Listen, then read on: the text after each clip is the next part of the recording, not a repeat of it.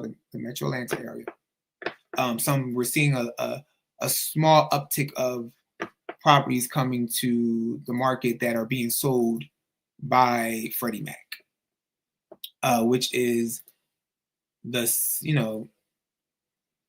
a secondary on the secondary market. They're selling these homes now. So let me see. Let me share the screen real quick. But right here, as you can see right here, it says Federal. I don't know if you guys can see that. It might be hard. Let me see. It says Federal Home Loan Mortgage Company. So the Federal Home Loan Mortgage Company is Freddie Mac. So I'll show you guys that is Freddie Mac. So Freddie Mac is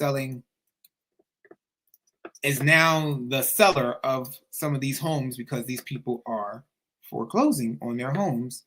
And it's a silent thing going on in this Metro Atlanta area outside of also people, institutional investors liquidating their property slowly but surely. So it's silent stuff happening right now on the back end that many realtors might not be talking about in this metropolitan area of Atlanta.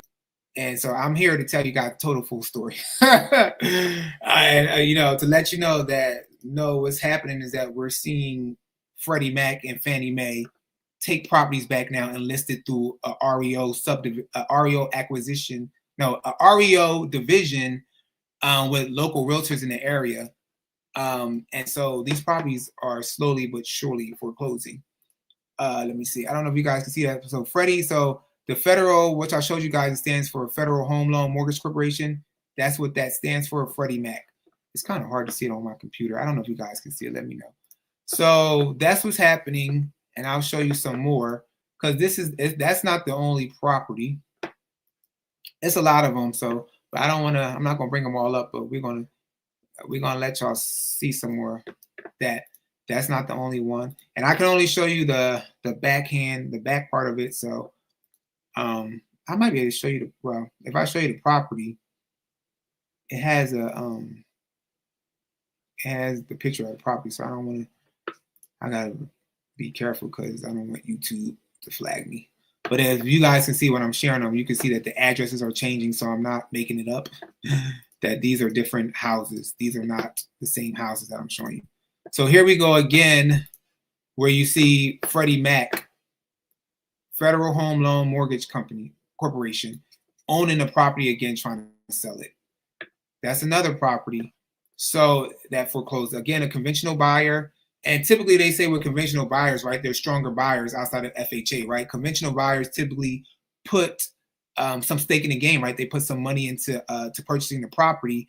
And these buyers are foreclosing, which makes me a little leery in regards to FHA buyers. What is that data looking like, right? FHA, VA. I've even seen some VA things, and I think on one of the lives we kind of dived into a property that was a VA person.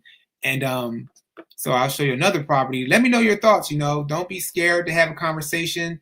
Like I said, I feel like it might be a delay as far as on my end with the video, but I might have to not use this style no more because I feel like it's a delay. So that's another property.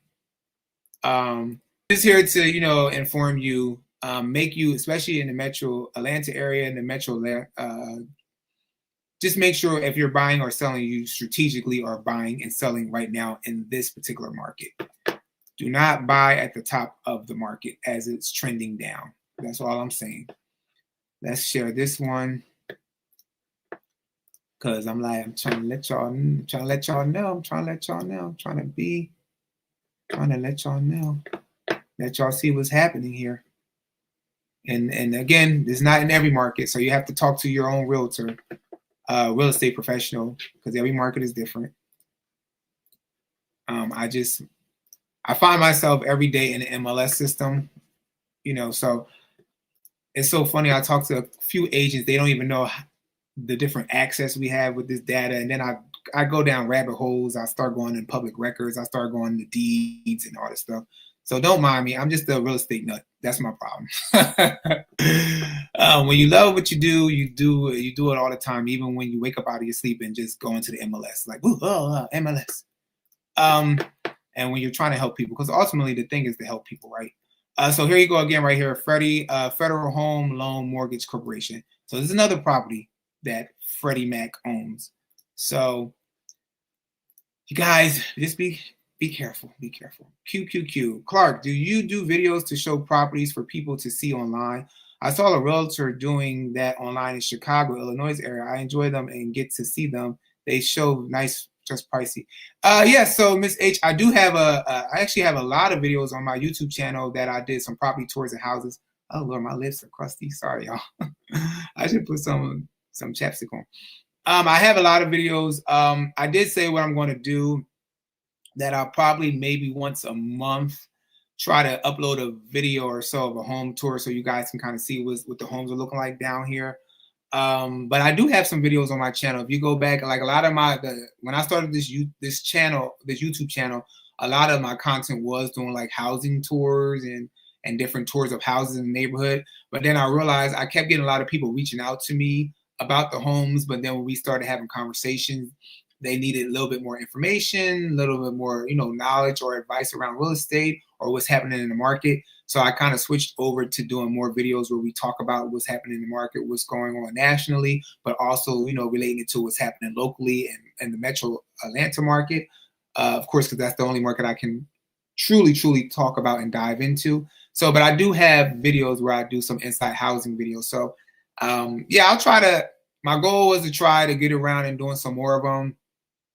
It's just that I don't have an editor. So every video that's on my channel, anything you see on my channel, I edit it personally myself. So with me working with clients and then also having other things to do, and because I do deep dives into every client I try to assist or I try to help. I do deep dives into information. I show them everything that's going on so they can make informative decisions. So because of that, it leaves me a little time to really do a lot of those edit videos anymore.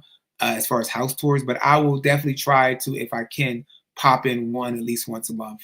So, but yeah, he said yes. That's what I guess you meant to say that's what I see. Okay, so that's what you see. Yes. So yeah. So I used to do them before when I had a little bit more time. Now it's like it's harder. It's harder. Sorry, you guys. It's just harder. That's why I decided to try to come on lives on like Wednesdays and Sundays now to kind of be a little bit more live and present on the channel, because if not, it would just end up probably being a lot of just once a week, just because of my time is kind of limited nowadays in regards to trying to help people and everything. So let's see. Okay, so we saw some of those properties. So now what I'm going to dip into, which something else that's not being told, is how long some of these people have actually been in a distressed foreclosure, because I want people to see this too. Some of these people have been literally in distress for dang near 6 years. This person has been in and out of foreclosure since 2019, and I'm going to show you about two more other ones. Well, it's more than two of them. It's a lot of them, but I don't want the whole live. We can't be on here all night looking at every property. But when I tell you, if I was to pull my MLS system, when I tell you what's going on, from the investors that I'm seeing selling off, to the trading of investors trading with other investors, to people that have been in foreclosure since 2017, 2016, all the way to 2025, to people, I don't know. When I tell you guys, tell your real estate agent, and I know it's not going to happen everywhere, right? Every area is different. But when I say if people dig into these systems, I don't know what's going on. So this person's been November 2019 foreclosure, 2020 foreclosure, 2024. So somewhere between here, they were able, I guess, to clean up the madness. But then they fell back into it in 2024, October 2024, March 2025, August 2025, August again. So and this is still into the day. Still up until now, this person still is in foreclosure. Like, I actually tried to reach out to them earlier. They didn't want to, they didn't want to hear nothing I had to say. Trying to be a helping hand. But all right, let me show y'all another one real quick. So that's not the only one. And when I keep telling, like, I don't think people believe me when I say this stuff, I think people are think I'm making stuff up. The reality of it is that some of my colleagues don't, they're not diving into it this deep. So, they'll combat me with things like, well, they can sell it. They have equity. They'll sell it. And I'm like, okay. But yeah, so to each his own. I'm just showing the data. Showing the data. All right, let me show you guys. Let me share this with you guys. So you can see another foreclosure situation. And I'm like, when I tell you guys, I'm telling you, these people have been in foreclosure for years. A lot of these people. I'm trying to tell y'all. All right, let me pull this one up. This one, can you see? Let me know if you can see. Since 2014, been kicking the can down the road with foreclosures. 2014, distress foreclosed September, November 18, 2025. Somewhere they cleaned up the madness around here from 2025 to 2016, but fell back in foreclosure again 2017, cleaned up the madness around here, and then fell back in it in 2024. And even though it's not showing now, these people are in foreclosure in 2025. So I'm gonna show you guys another one. Let me know your thoughts. Like again, not trying to scare you. Not trying to scare you, just trying to show you the information.